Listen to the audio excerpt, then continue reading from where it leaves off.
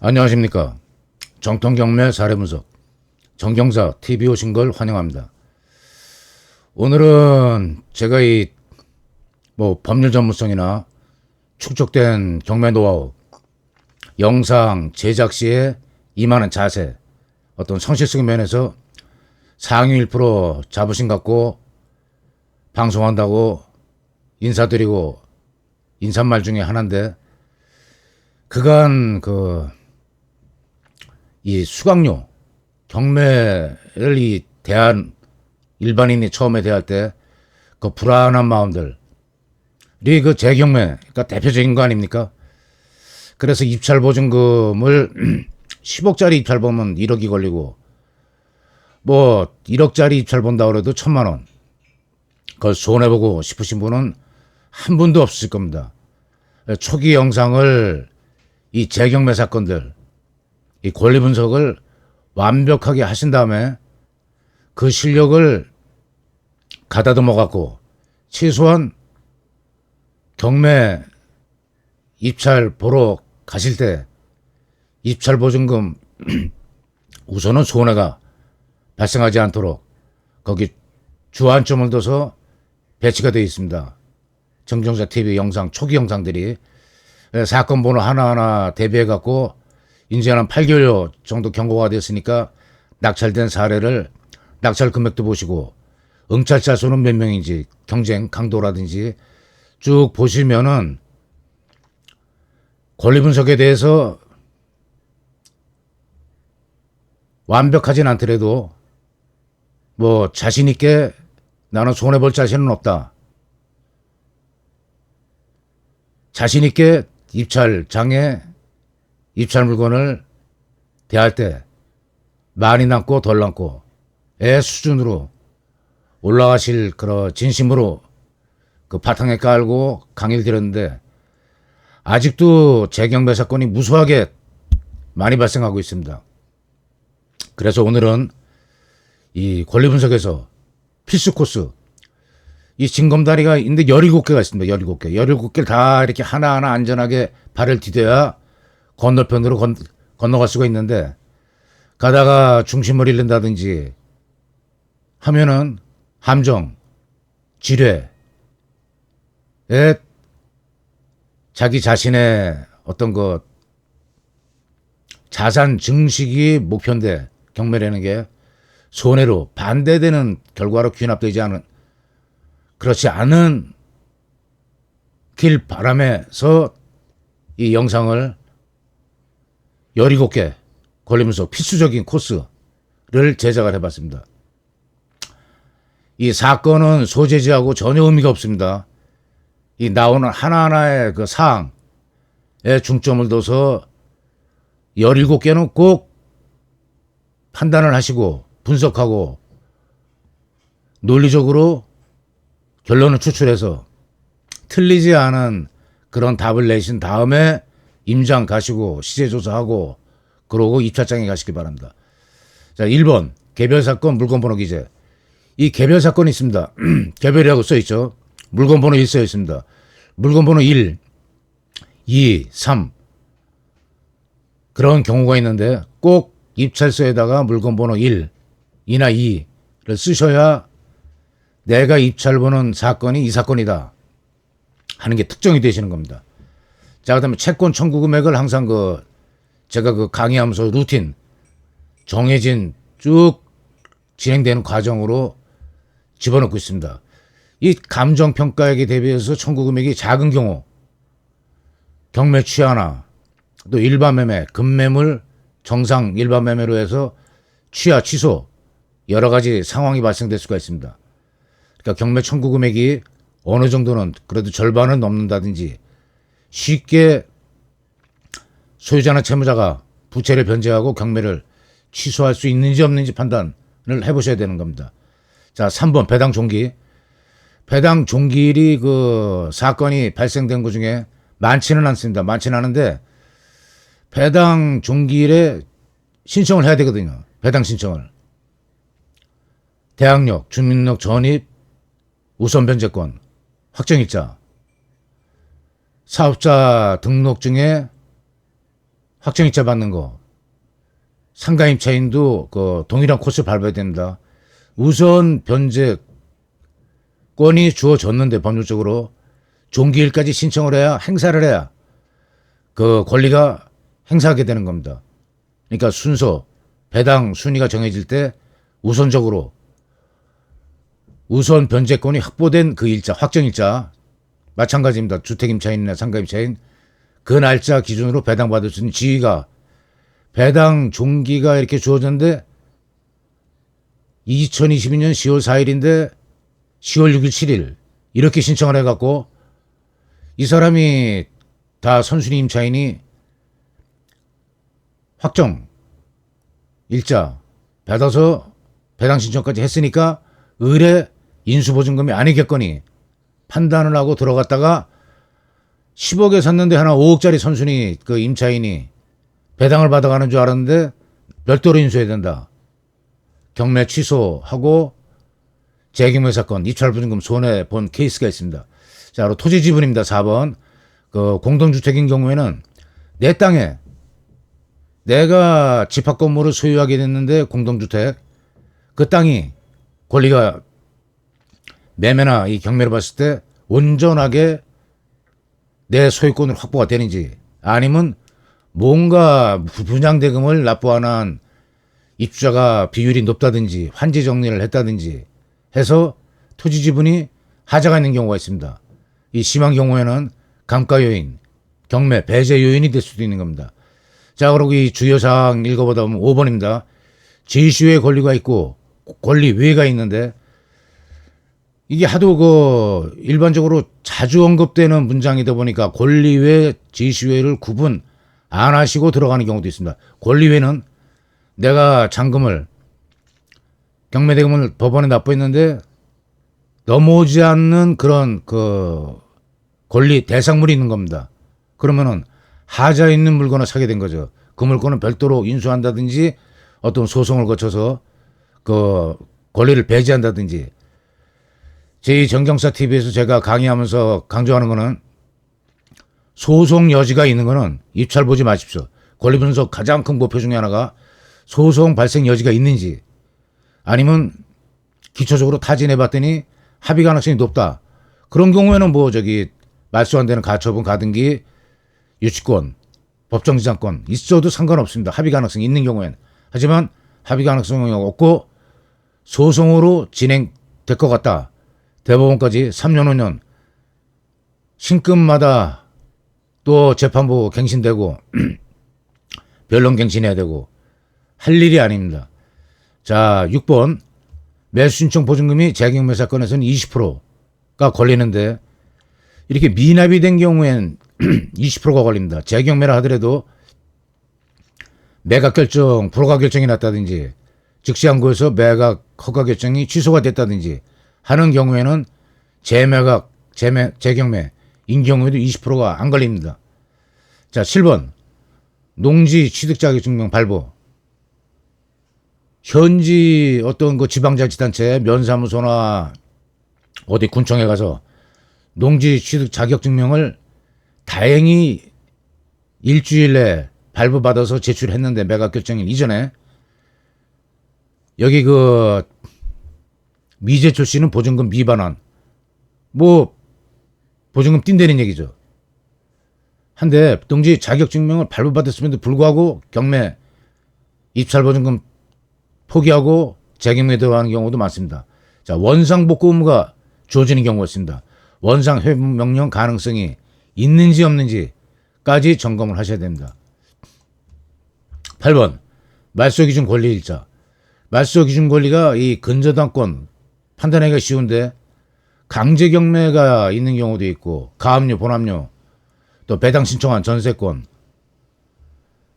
배당 신청한 가등기, 담보 가등기, 매매 가등기도 배당 신청한 경우에는 대법원 판례에서 채권으로 돈 받을 채권으로 전환을 인정하고 말소 기준 권리로 인정을 해줍니다. 자, 말소 기준 권리 일자를 일단 적어놓고 9번 임차인 전입, 전입일자, 확정일자, 배당 신청일자 이 3개 사항을 요소가 3박자가 맞아떨어져야 선순위 세입자가 우리 입찰자 한때 승계, 인수, 보증금이 없는 경우에 로 분류가 되는 겁니다.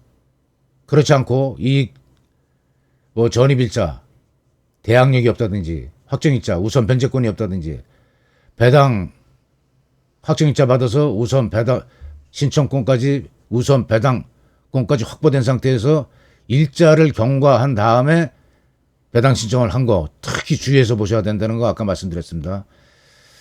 자, 임차인 소액 우선 배당 그 3순위입니다. 3기분 퇴직금 임금하고 동일하게 선순위 건전화권 기준입니다. 이 현재 뭐 요새 그 지금 소액 임대차 보증금 우선 배당받는 소액 보증금이 얼마랜다 해서 최근에 개정된 게 적용되는 게 아닙니다. 이 제일 먼저 이 물건에 돈을 준 어떤 금융기관 이 담보 가치를 파악을 하고 이 돈을 줬는데 후에 소액 임차인이 쭉 늘어나고 우선 배당받는 임차 보증금이 합계하니까 이 저당 가치를 파악한 게 훼손이 된다. 그러니까 기존 그 어떤 그 이익을 담보 가치를 보호하기 위해서 이런 원칙이 적용이 되는 겁니다. 자, 11번 현황조사서 경매 물건 그 법원 직원이 경매 개시일로부터 1주 내지 2주일 내 현장에 가서 뭐 전입세대도 열람하고 외국인 체류 증명원도 열람해서 외국인도 거주하고 있는 경우에는 여기 기록하게 되어 있습니다. 그러니까 기초적인 사항입니다. 근데 여기서 이 11번 현황조사가 중요한 거는 유치권을 성립이 되는지 안 되는지 판단할 때 유치권 성립 요건 중에 그 경매 개시 결정일 이전부터 점유가 개시가 되고 지속이 돼야 됩니다. 그러니까 여기에 법원 직원이 나갔을 때 유치권이라는 어떤 표지나 팻말, 직접 점유, 간접 점유, 보조 점유 다 인정이 됩니다. 그 중에 가장 중요한 게 법원 직원 눈에 띌 정도로 개시 결정 이전부터 점유하고 있다는 인식을 할 수 있는 그런 어떤 지표가 판단할 수 있는 그 자료입니다. 자, 12번 물건 명세서 아까 순서대로 꼭 서류 하나하나 다 보셔야 됩니다. 물건 명세 소멸되지 않는 권리.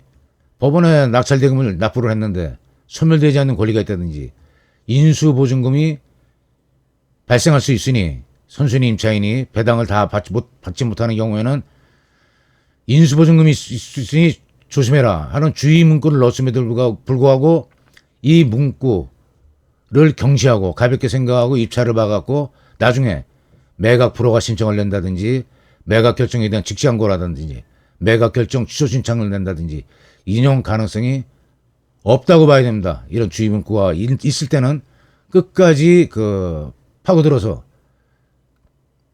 자연스럽게 설명할 수 있어야 되고 아 그렇게 되는구나 가 결론이 나와야 됩니다.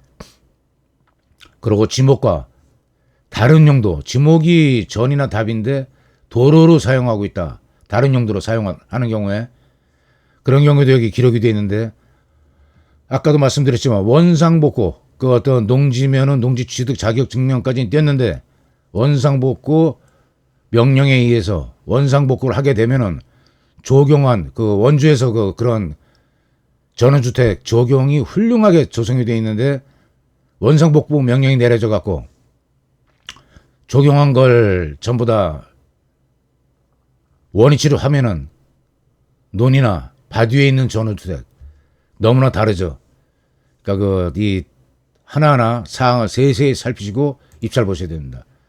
자, 13번 문건 접수 내역에는 900 교부 청구. 이 교부 청구를 항상 그 주의 깊게 보시라고 그랬습니다. 여기에는 지금 교부 청구가 없는데 900이면 국세라고 추정할 수가 있고 지방자치단체 어디 뭐 마포구청이면은 마00 교부 청구 지방세 국세 지방세 이 두 세금이 법정 기일이 선순위 임차인 주민로 전입일자 대항력 확보한 일자보다 법정 기일이 앞서는 경우 이런 경우에는 말소 기준 권리보다는 앞서는데 임차인 순위가 법정 기일이 앞서는 특히 다액으로 추정할 수 있는 국세 있는 경우에는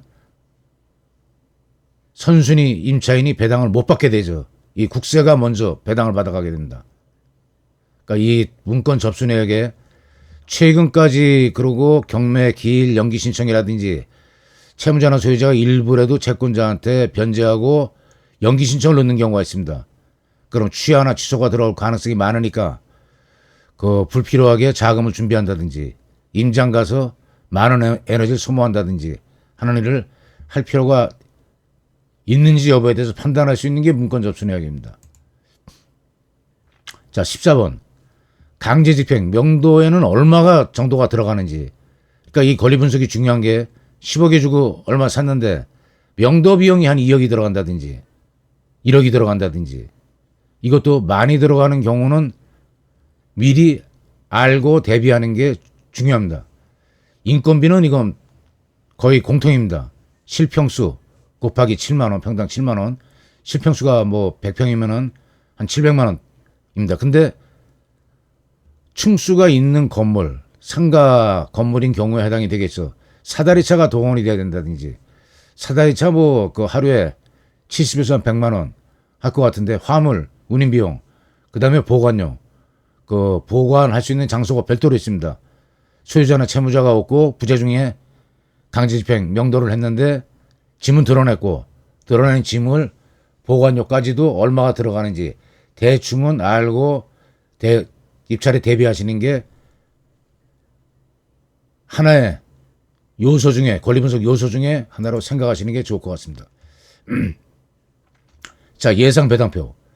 이게 쭉 예상 배당표가 그 대법원 사이트에는 안 나오죠. 유료 사이트에 보면은 이 배당을 얼마를 받고 배당 후 잔액은 얼마고 우선 이 세입자 같은 경우에 소액 우선 임차보증금 3,700 받고 3,300만 원이 그 우선 배당에서 누락이 된 경우 대항력이나 우선 변제권이나 배당 신청을 해서 배당 중기 전에 신청을 해서 받아갈 수 있는지 여부를 쭉 대충은 알고 대하시는 게 사건을 대하시는 게 강제집행이나 명도소송, 인도명령 어느 쪽으로 가야 되고 그러고 명도에서 저항 강도가 심한 경우는 대개 소유자입니다. 어차피 재정 상황이 최악에 이르러서 경매를 당했는데 집 내놓으라고 오는 사람을 철천지 윈수라고 생각할 수가 있습니다. 일가족 뭐 화재 불 지르고 자살한 경우도 있고 그러니까 드물게 발생되는 경우가 있습니다. 쉬운 경우는 임차인입니다. 인도명령으로 가능하고 입찰자, 잔금 낸 입찰자 확인서를 발부받아 갖고 가야 임대차 보증금을 내줍니다. 법원에서 배당표 순위에서 이렇게 작성된 그러니까 합의가 쉽다는 얘기죠. 그러니까 이것도 염두에 두고 입찰에 응하시기 바랍니다. 자, 16번 건축물 대장. 이 위반 건축물이라고 딱지 딱 나옵니다. 이 다가구나 다세대 뭐 집합 건물, 상가 건물도 마찬가지입니다. 위반 건축물이 있는 경우에 원상복구, 이행 강제금이 어느 정도 되는지 제일 심한 경우가 대수선 큰 부분을 어떤 골조 부분에서 중요한 기둥이나 해체하고 뭐 인테리어를 했는데 부담 없이 건축사무소에서 사전에 그 증개축 신고를 하고 절차를 안 밟고 했는데 그게 대수선이라고 분류가 되는 경우에는 전체 면적 시가 표준액의 10%가 부과되는 경우도 또 있습니다. 이행강제금이 1년에 1류에 응찰하기가 어렵죠. 굳이 이런 경우에는 건축가 사무실이나 건축과 해당 건축과 가서 원상 복구를 한다든지 어떤 그 증개축 신고를 사후에 보완할 수 있는 절차가 있는지 점검하고 입찰 보시길 권해드립니다. 자, 17번 부동산 등기부 갑구 을구 경매 신청 배경을 알 수가 있습니다. 이 갑구 소유권에 관한 사항 을구 쭉 채권자들 1, 2, 3 금융권 건저당권이 복잡하게 설정됐다든지 압류, 가압류 들어와 있고 갑구에. 그리고 중복사건은 시차를 두고 선행사건, 경매사건이 소액이라서 경매 신청 금액이 취하나 취소가 될 경우에 내 채권을 행사하려면 경매로 또 6개월, 10개월 걸릴 수도 있습니다. 다시 경매 신청하면. 그러니까 누군가가 먼저 경매 신청했는데 취하나 취소 우려가 있기 때문에 시차를 두고 신청하기 중복사건이고 병합사건은 동시에 들어가는 경우입니다. 그리고 부분 대 임차인으로 인정되는 경우가 있습니다. 별도 세대를 구성하고 살다가 세대 분리가 되면서 위자료로 전세 보증금을 써주고 나간 경우. 중요사항 보시면서 임차인이 부부이다 이런 문구 보시고 선순위 임차인이 아니라고 단순 판단하시면 쟁임의 사건에 과히 드물지 않게 발생되는 사건입니다.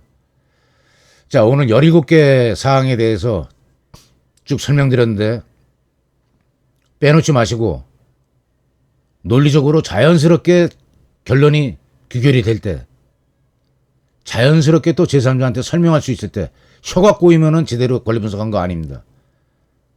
자, 여기까지 설명드리고 영상 마치겠습니다. 수고하셨습니다.